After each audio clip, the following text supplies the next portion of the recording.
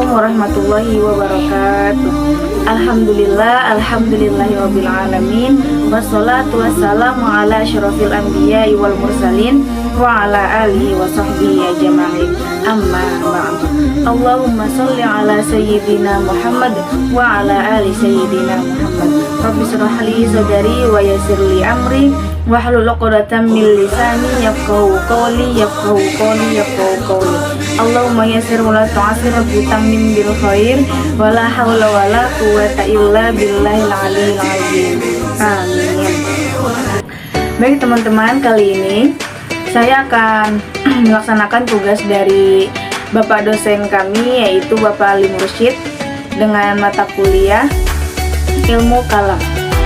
Jadi beliau menyuruh kami untuk membahas buku Bapak Harun Nasution yang berjudul Teologi Islam, Aliran-aliran Sejarah Analisa Perbandingan. Ini bukunya, guys. Nah, kali ini saya akan membahas satu materi di dalam buku ini, yaitu mengenai kaum Khawarij. Dimana nanti di dalam buku ini akan dijelaskan bagaimana sejarah munculnya kaum Khawarij, siapa itu kaum Khawarij, dan apa saja ajarannya, serta sekte-sekte atau golongan-golongan yang ada di dalam Khawarij itu sendiri. Mungkin langsung saja ya kita baca bukunya. Di dalam buku ini mengenai kaum Khawarij terdapat pada bab yang kedua di halaman ke-13. Jadi teman-teman, kalau ada yang ingin membaca buku ini mengenai Khawarij, itu berada di halaman 13 ya. Oke, langsung saja. Kaum Khawarij. Seperti telah dikemukakan sebelumnya. Jadi di sini seperti telah dikemukakan sebelumnya, kaum Khawarij itu terdiri atas pengikut Ali bin Abi Thalib yang meninggalkan barisannya karena tidak setuju dengan sikap Ali bin Abi Thalib dalam menerima arbitrase sebagai jalan untuk menyelesaikan persengketaan tentang khilafah dengan Muawiyah bin Abi Sufyan. Nah, jadi kaum Khawarij ini sebenarnya itu awalnya adalah pengikut Ali bin Abi Thalib. Yang mana kenapa mereka dikatakan Khawarij? Mereka itu meninggalkan barisan Ali bin Abi Thalib karena mereka tidak setuju dengan mereka tidak setuju dengan sikap Ali, yang mana dalam peperangan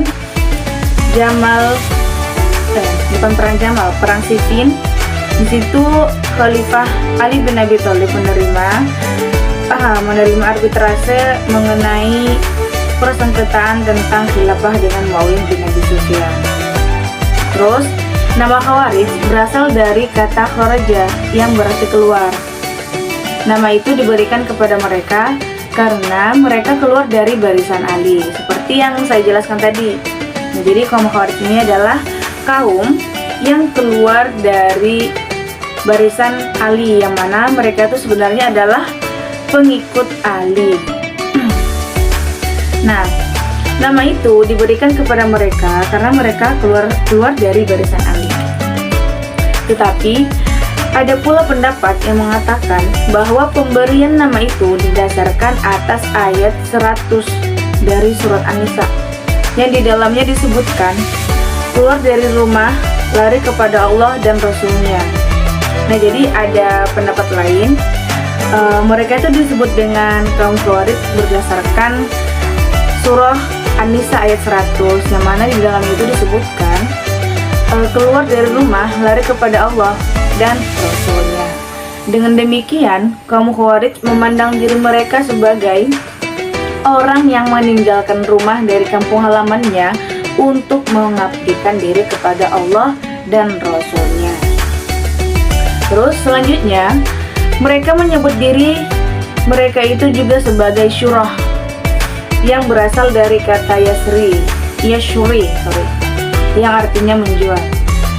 Sebagaimana disebutkan dalam ayat 207 dari surat Al-Baqarah, ada manusia yang menjual dirinya untuk memperoleh keridhaan Allah. Maksudnya, Mereka adalah orang yang sedia mengorbankan diri untuk Allah. Nah, nama lain dari golongan mereka Khawarij itu adalah syuroh, yang berarti menjual. Itu berdasarkan dalam surah Al-Baqarah ayat 207 seperti yang saya sebutkan tadi.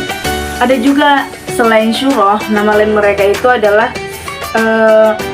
Harurah, yang mana nama ini diberikan oleh Haruriyah, yang merupakan satu desa yang terletak di kota Kufah di Irak. Di tempat inilah mereka yang pada waktu itu berjumlah 12.000 orang berkumpul setelah memisahkan diri dari Ali bin Abi Thalib. Terus di sini mereka memilih Abdullah bin Abi Wahab al-Rashidi menjadi imam mereka sebagai ganti dari Ali bin Abi Thalib.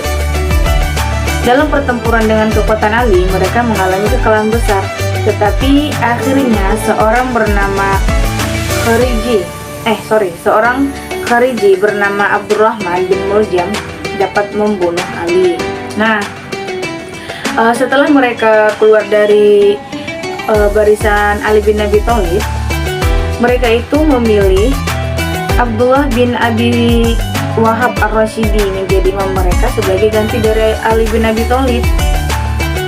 Terus dalam pertempuran mengalahkan Ali, mereka itu mengalami kekalahan besar. Tapi hingga akhirnya seorang Khariji yang bernama Abdurrahman bin Muljam itu dapat membunuh Ali. Sungguh pun telah mengalami kekalahan dalam peperangan itu, kaum Khawarij menyusun barisan kembali dan meneruskan perlawanan terhadap kekuatan Islam resmi baik di zaman dinasti Bani Umayyah maupun di zaman dinasti Bani Abbas.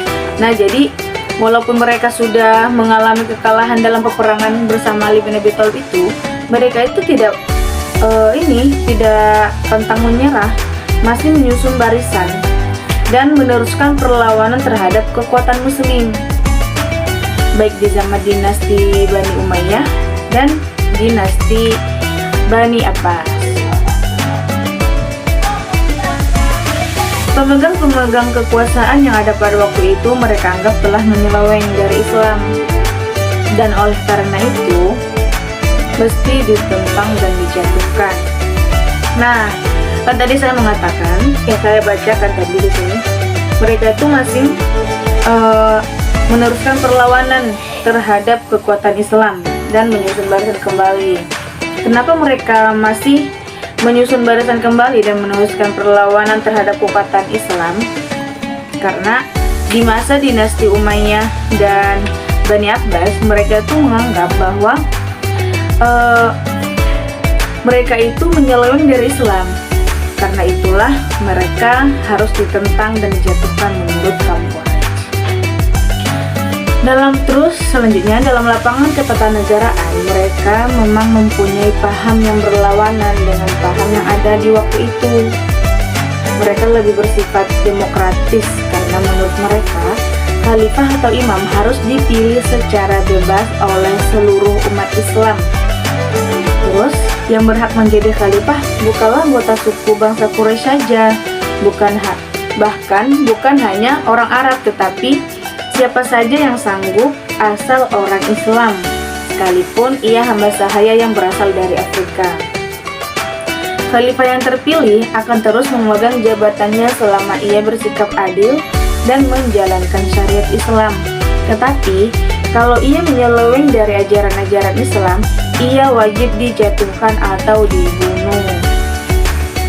Nah, jadi menurut mereka itu dalam lapangan ketatanegaraan atau kepemimpinan itu seharusnya tidak harus Bani Quraisy yang jadi pemimpin.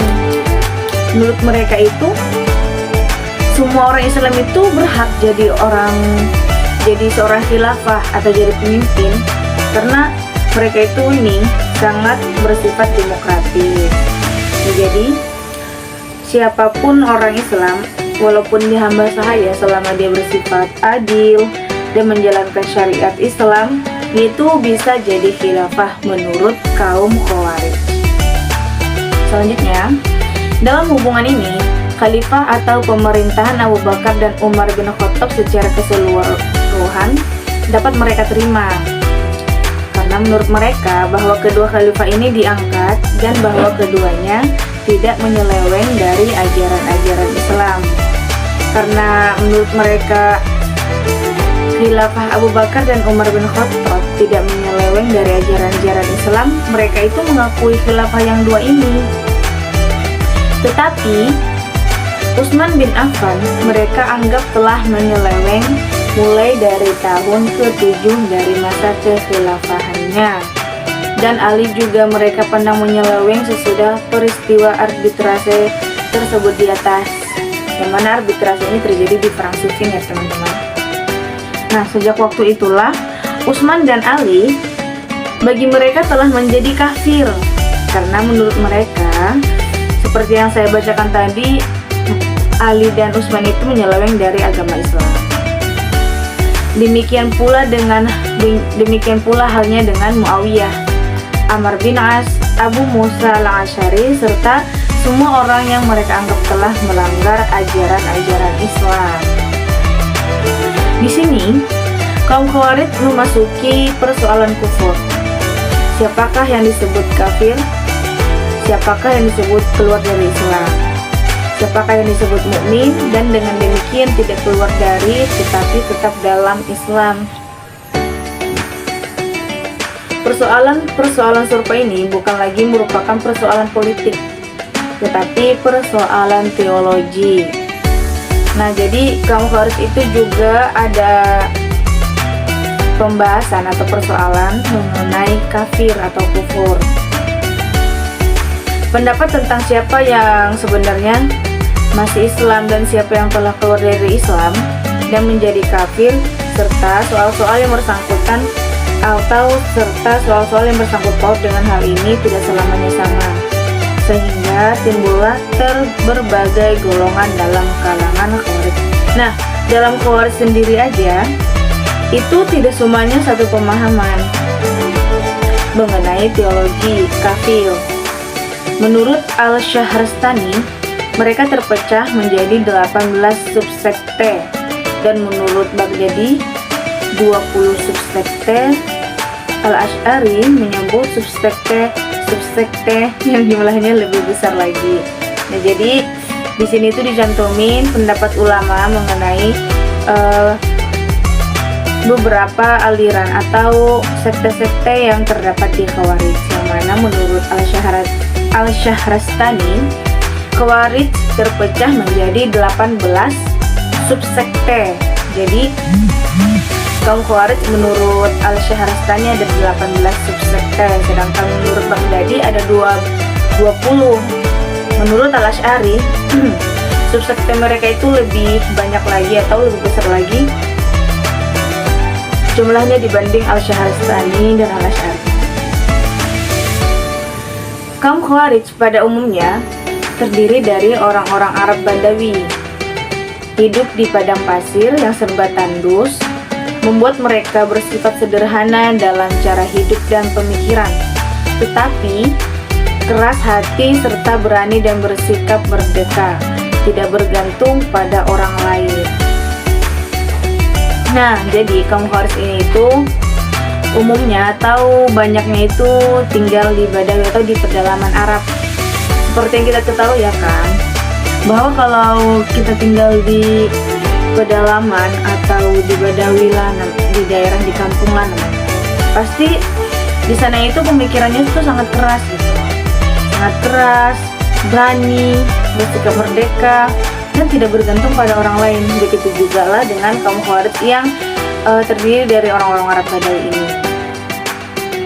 Perubahan agama tidak membawa perubahan dalam sifat-sifat kebadawian mereka. Nah, jadi walaupun sudah ada reformasi mengenai agama, itu tidak mempengaruhi sifat-sifat kebadawian mereka. Mereka tetap seperti yang disebutkan tadi, pemikirannya keras, cara hidupnya keras.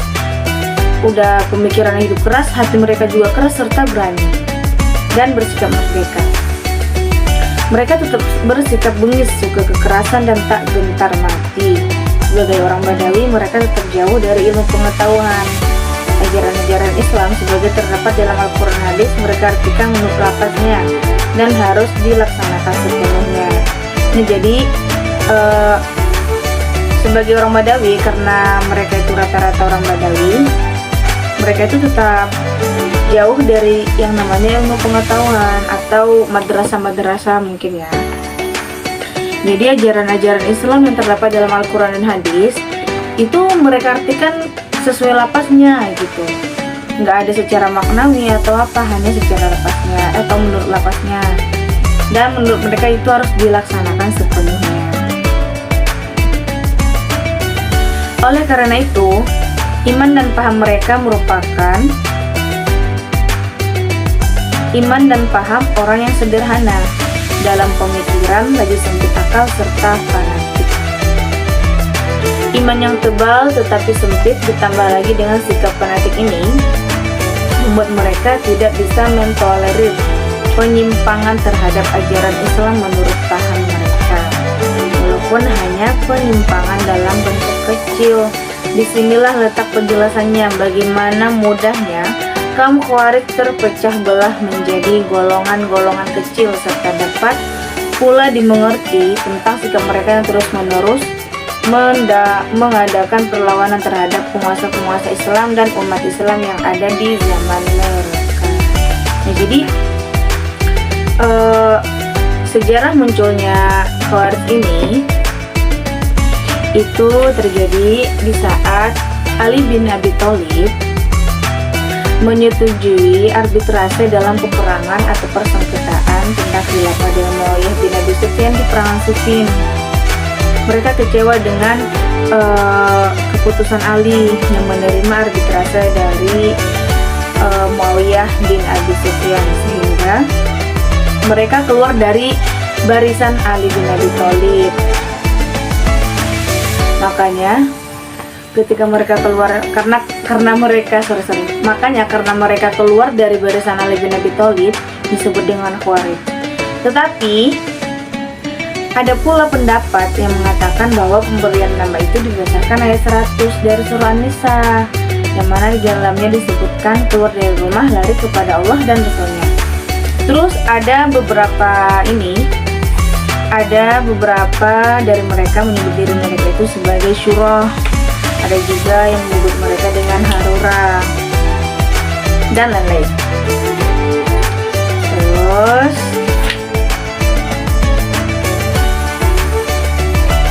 di sini kaum Khawarij ini memasuki persoalan kufur. Jadi kaum Khawarij itu juga membahas mengenai teologi, yaitu tentang orang yang berbuat dosa besar, yang mana mereka mengatakan seorang pelaku dosa besar itu langsung dikafirkan walaupun dia tidak keluar dari Islam. Tapi pendapat mengenai persoalan kufur ini itu berbeda-beda dalam kaum Khawarij. Makanya timbullah berbagai golongan dalam kalangan Khawarij, yang mana tadi disebutkan menurut Al-Syahrastani ada 18 subsekte, menurut Baghdadi ada 20, sedangkan Al-Asy'ari lebih besar lagi jumlahnya daripada pendapat Al-Syahrastani dan Baghdadi. Tapi di dalam buku ini nggak ada disebutin berapa jumlah sekte-sekte kaum Khawarij menurut Al-Asy'ari. Oke, masalah kita ke materi selanjutnya, yaitu mengenai beberapa subsekte kaum Khawarij. Yang pertama di sini disebutin Al-Muhakkimah. Al-Muhakkimah ini merupakan golongan Khawarij asli dan terdiri dari pengikut-pengikut Ali. Disebut golongan Al-Muhakkimah. Nah, jadi kaum Khawarij asli yang terdiri dari pengikut-pengikut Ali itu disebut dengan golongan Khawarij Al-Muhakkimah. Bagi mereka bagi Al-Muhakkimah, Ali dengan Muawiyah kedua pengantara Amr bin As dan Abu Musa al-Asy'ari, dan semua orang yang menyetujui arbitrase bersalah dan menjadi kafir. Nah, menurut mereka Ali, Muawiyah, kedua pengantara Amr bin As dan Abu Musa, dan semua orang yang menyetujui arbitrase dalam peperangan Siffin itu bersalah karena bersalah dan menjadi kafir. Selanjutnya, hukum kafir ini mereka luaskan artinya sehingga termasuk ke dalamnya tiap orang yang berbuat dosa besar. Berbuat zina dipandang sebagai salah satu dosa besar. Maka menurut paham golongan ini, orang yang mengerjakan zina telah menjadi kafir dan keluar dari Islam. Begitu pula membunuh sesama manusia tanpa sebab yang sah adalah dosa besar. Maka perbuatan membunuh manusia menjadikan si pembunuh keluar dari Islam dan menjadikan kafir dan menjadi kafir. Demikianlah seterusnya dengan dosa-dosa besar lainnya. Jadi menurut mereka, seorang yang membuat atau seorang pelaku dosa besar seperti zina, membunuh semua manusia tanpa sebab yang sah, itu disebut sebagai pelaku dosa besar. Siapa yang memperbuat dosa besar, maka itu keluar dari Islam dan menjadi kafir. Itu menurut Khawarij al-Muhakkimah.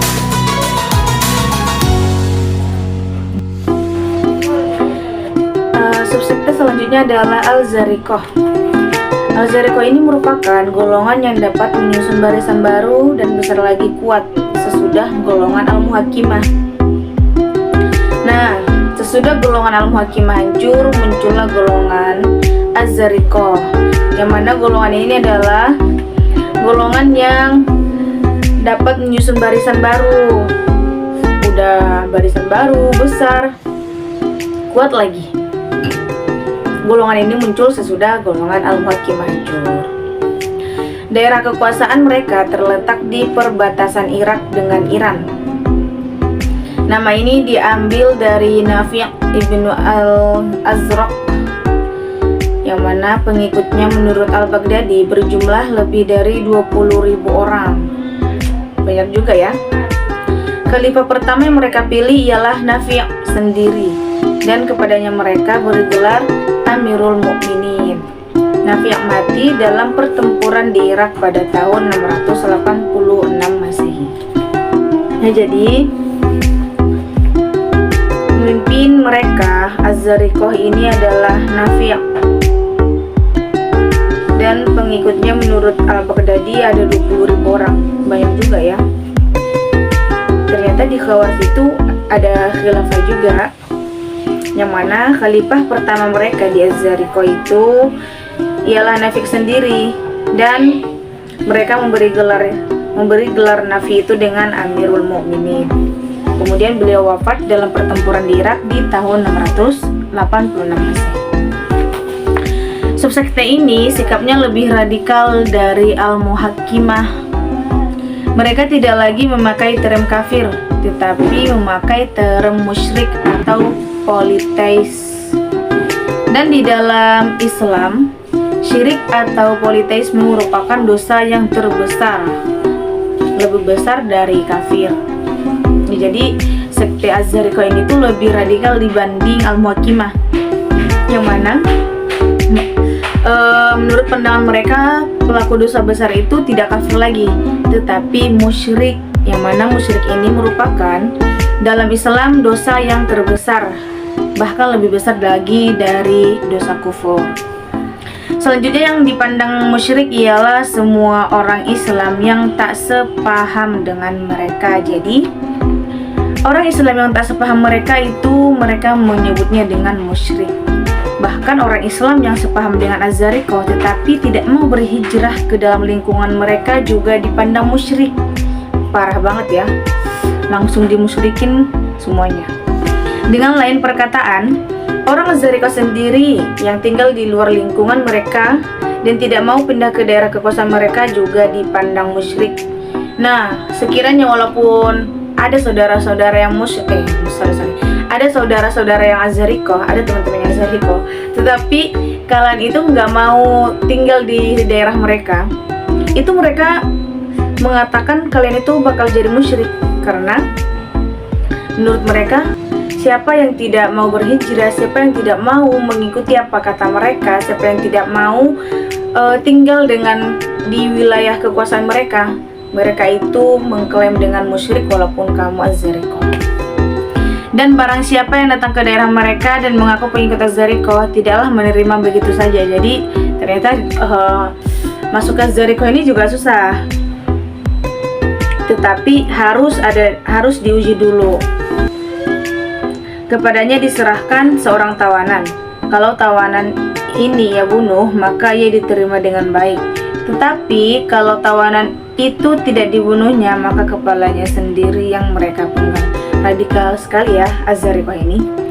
Sikap yang tidak mau mencabut nyawa tawanan itu memberi keyakinan kepada mereka bahwa ia berdusta dan sebenarnya bukan penganut paham Az-Zariqah. Nah, jadi orang yang mau masuk ke Az-Zariqah itu tidak langsung mereka terima. Harus mereka uji dulu dengan memberi seorang tawanan kepada orang itu lalu dibunuh. Tetapi kalau seseorang yang mau masuk Az-Zariqah itu tidak mau membunuh tawanan yang mereka berikan atau yang mereka serahkan, itu mereka menganggap berdusta dan sebenarnya bukan penganut paham Az-Zariqah. Dan ketika dia tidak mau membunuh seorang tawanan yang mereka serahkan itu, maka kepalanya sendirilah yang mereka penggal. Lebih lanjut lagi, bukan hanya orang Islam yang tak sepaham dengan mereka, bahkan anak istri orang-orang yang demikian pun boleh ditawan dan dijadikan budak atau dibunuh. Memang dalam anggapan mereka, hanya daerah mereka lah yang merupakan dar Islam, sedangkan daerah Islam yang lainnya adalah dar al-kufur, sedangkan yang wajib diperangi. Jadi selain kekuasaan mereka itu boleh diperangi, selain yang sepaham dengan mereka, yang tidak sewilayah dengan mereka, itu mereka menganggapnya dengan dar al-kafir dan wajib diperangi. Dan yang mereka pandang musyrik bukan hanya orang-orang dewasa, tetapi juga anak-anak dari orang yang dipandang musyrik. Jadi ibaratkan ya, kita itu nggak Az-Zariqah, mereka tuh mandang kita musyrik, dan bahkan anak keturunan kita itu juga dipandang musyrik walaupun mereka belum dewasa. Jadi menurut paham sekte yang ekstrim ini, hanya merekalah yang sebenarnya orang Islam. Orang Islam yang di luar lingkungan mereka adalah kaum musyrik yang harus diperangi. Oleh karena itu, kaum Az-Zariqah, sebagai disebut Ibnu Al-Hazim, selalu mengadakan isti'rad, yaitu bertanya tentang pendapat atau keyakinan seseorang. Siapa saja yang mereka jumpai dan mengaku orang Islam yang tak termasuk dalam golongan Az-Zariqah, mereka bunuh. Sungguh sangat ekstrim banget ya teman-teman, golongan Az-Zariqah ini. Jadi Al-Muhakkimah sudah kelihatan ekstrim juga, tetapi Az-Zariqah itu lebih ekstrim ya. Jadi di golongan Khawarij aja ada sekte-sekte yang ekstrim gitu. Selanjutnya adalah Al-Najdah. Najdah Ibnu Amir Al-Hanafi dari Yamamah dengan pengikut-pengikutnya pada mulanya ingin menggabungkan diri dengan golongan Az-Zariqah. Tetapi dalam golongannya tersebut, akhir ini timbul perpecahan. Sebagian dari pengikut Nafi bin Al-Azraq, diantaranya Abu Fudaik, Rashid At-Tawil, dan Atiyah Al-Hanafi, tidak dapat menyetujui paham bahwa orang Az-Zaraji yang tak mau berhijrah ke dalam lingkungan Az-Zariqah adalah musyrik. Demikian pula mereka tak setuju dengan pendapat tentang boleh dan halalnya dibunuh anak istri orang-orang Islam yang tak sepaham dengan mereka. Abu Fudaik dengan teman-teman serta pengikutnya memisahkan diri dari Nafi' dan pergi ke Yamamah. Di sini mereka dapat menarik Najdah ke pihak mereka dalam pertikaian paham dengan Nafi', sehingga Najdah dengan pengikut-pengikutnya membatalkan rencana untuk berhijrah ke daerah kekuasaan Al-Zariqah. Pengikut Abu Fudaik dan pengikut Najdah bersatu dan memilih Najdah sebagai imam baru. Nafi' bin al-Azraq tidak lagi diakui sebagai imam. Nafi' telah mereka pandang kafir, dan demikian pula orang yang masih mengakuinya sebagai imam. Najdah berlainan dengan kedua golongan di atas, berpendapat bahwa orang berdosa besar yang menjadi kafir dan kekal dalam neraka hanyalah orang Islam yang tak sepaham dengan golongannya. Adapun pengikutnya, jika mengerjakan dosa besar, betul akan mendapatkan siksa, tetapi bukan dalam neraka, dan kemudian akan masuk surga.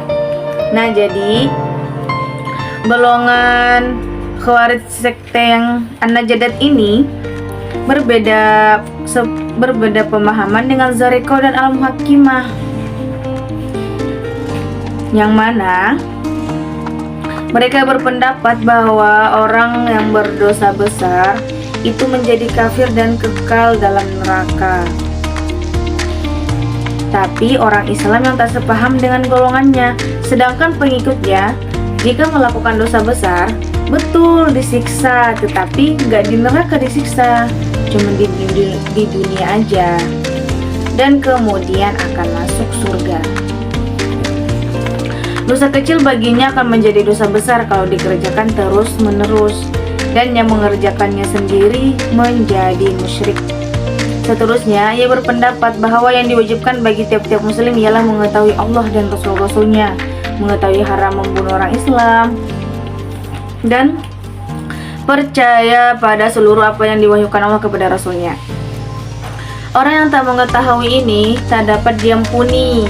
Nah, jadi di An-Najdat, orang yang tidak mengetahui ajaran-ajarannya itu tidak dapat diampuni. Yang dimaksud dengan orang-orang Islam di sini ialah pengikut-pengikut An-Najdah.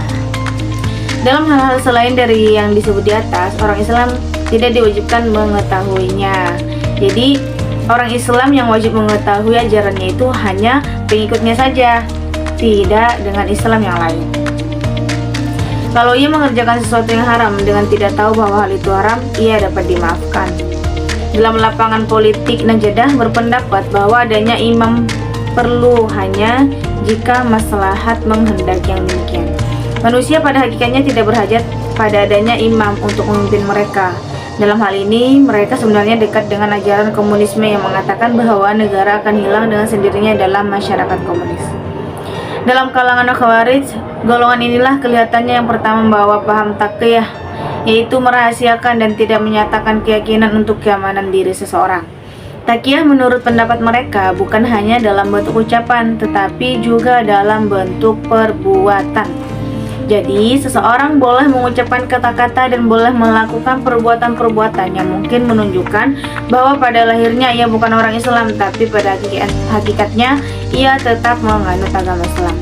Tetapi tidak pula semua pengikut Najdah setuju dengan pendapat dan ajaran-ajaran di atas, terutama paham bahwa dosa besar tidak membuat pengikutnya menjadi kafir, dan bahwa dosa kecil bisa menjadi dosa besar. Perpecahan di kalangan mereka kelihatannya ditimbulkan oleh pembagian ghanimah. Ghanimah yaitu barang rampasan perang, dan sikap lunak yang diambil Najdah terhadap Khalifah Abdul Malik bin Marwan dari dinasti Bani Umayyah. Dalam salah satu serangan yang dipimpin anak Najdah sendiri, mereka memperoleh harta dan tawanan, tetapi sebelum dikeluarkan 1/5 daripadanya sebagai diwajibkan dalam syariat, dan sebelum mereka kembali ke pangkalan, harta dan tawanan itu telah dibagi oleh yang turut dalam serangan terhadap kota Madinah.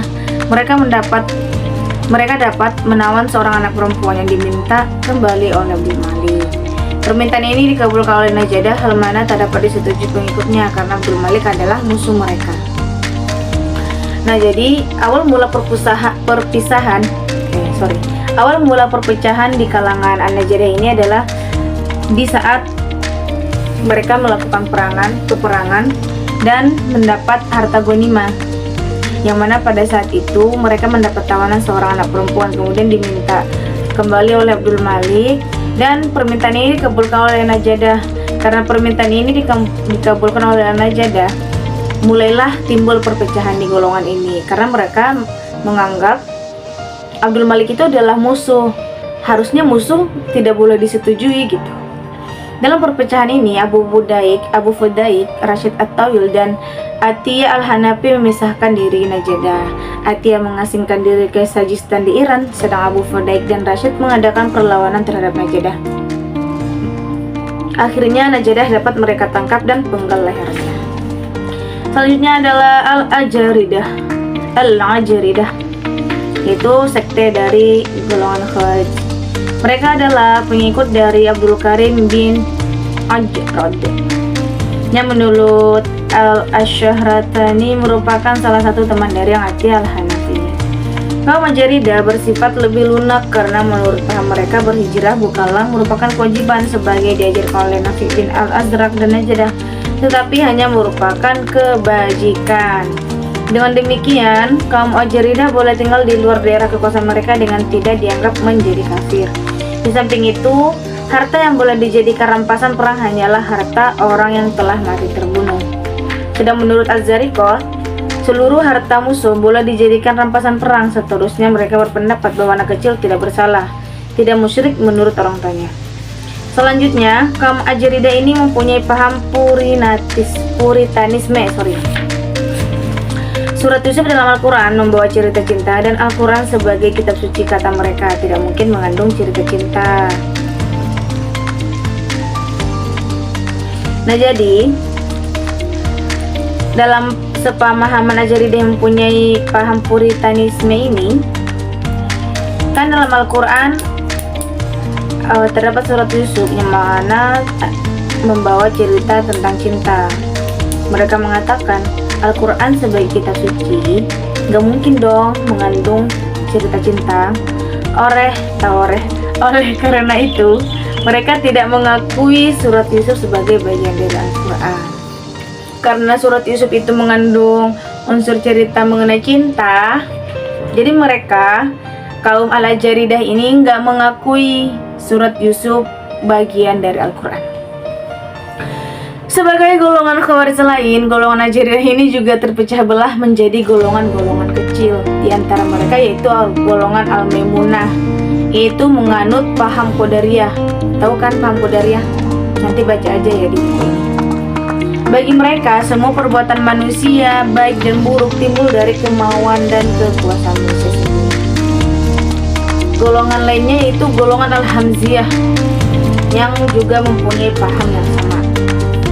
Selanjutnya ada golongan Al-Syu'aibiyah dan Al-Hazimiyah yang menganut paham sebaliknya, berarti Jabariyah.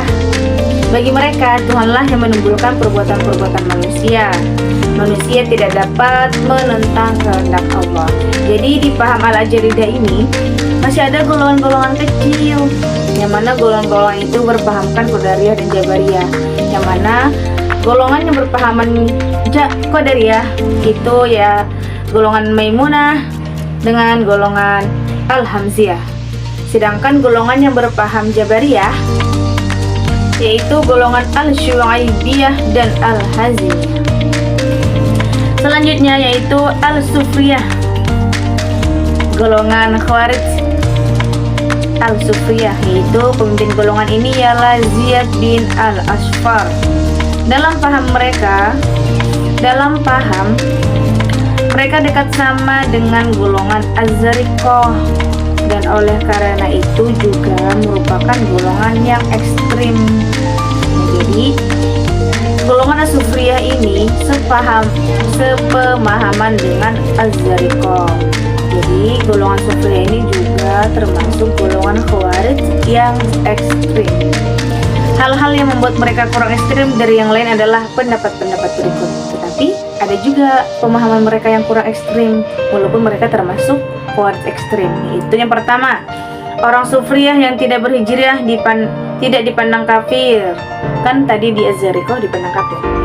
Yang kedua, mereka tidak berpendapat bahwa anak-anak kaum musyrik boleh dibunuh. Yang ketiga, selanjutnya tidak semua mereka berpendapat bahwa orang yang berbuat dosa besar menjadi musyrik. Ada di antara mereka yang membagi dosa besar dalam dua golongan.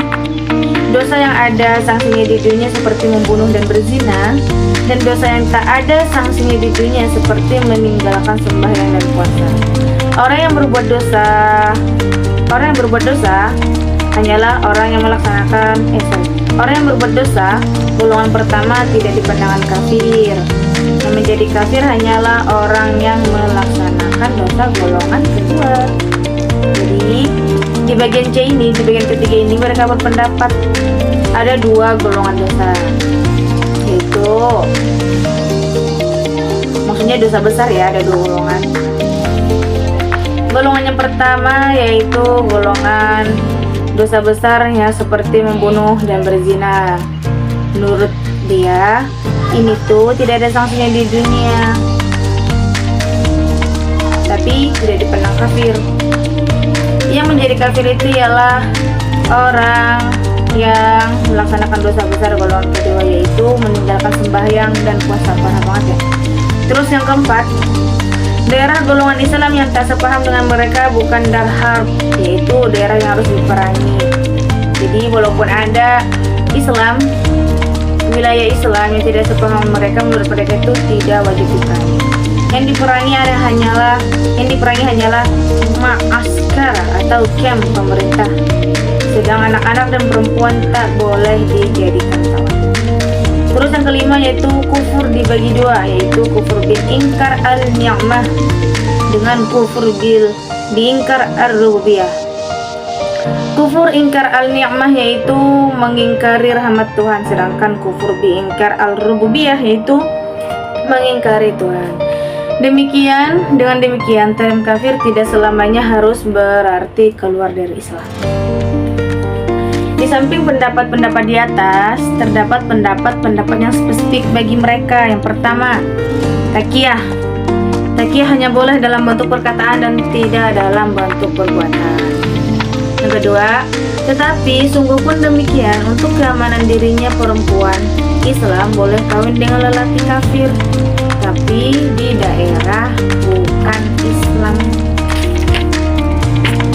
Nah, jadi ya Sufia termasuk golongan Azariko karena masih sepemahaman dengan Azariko. Tapi walaupun Asufriyah ini termasuk Khawarij ekstrim, tetapi masih ada pendapat-pendapat mereka yang tidak termasuk ekstrim, seperti yang saya bacakan tadi. Untuk lebih pahamnya baca sendiri ya di buku ini. Selanjutnya adalah Al-Ibadiyah. Ini sekte terakhir ya di buku ini. Al-Ibadiyah adalah golongan Khawarij. Ini merupakan golongan yang paling moderat dari seluruh golongan Khawarij. Namanya diambil dari Abdullah bin Ibad yang pada tahun 686 memisahkan diri dari golongan Azariko. Paham moderat mereka dapat dilihat dari ajaran-ajaran mereka. Yang pertama, orang Islam yang tak sepaham dengan mereka bukanlah mukmin dan bukanlah musyrik, tapi kafir. Dengan orang Islam yang demikian boleh diadakan hubungan perkawinan dan hubungan warisan. Syahadat mereka dapat diterima, membunuh mereka adalah haram. Yang kedua, daerah orang Islam yang tak sepaham dengan mereka kecuali kamp pemerintah merupakan Darut Tauhid, yaitu daerah orang yang mengesahkan Tuhan dan tak boleh diperangi. Yang merupakan Dar Kufur, yaitu yang harus diperangi hanyalah ma'askar pemerintah. Jadi walaupun orang Islam yang tak sepaham dengan mereka itu, tapi kecuali ada pengecualian, yaitu kamp pemerintah.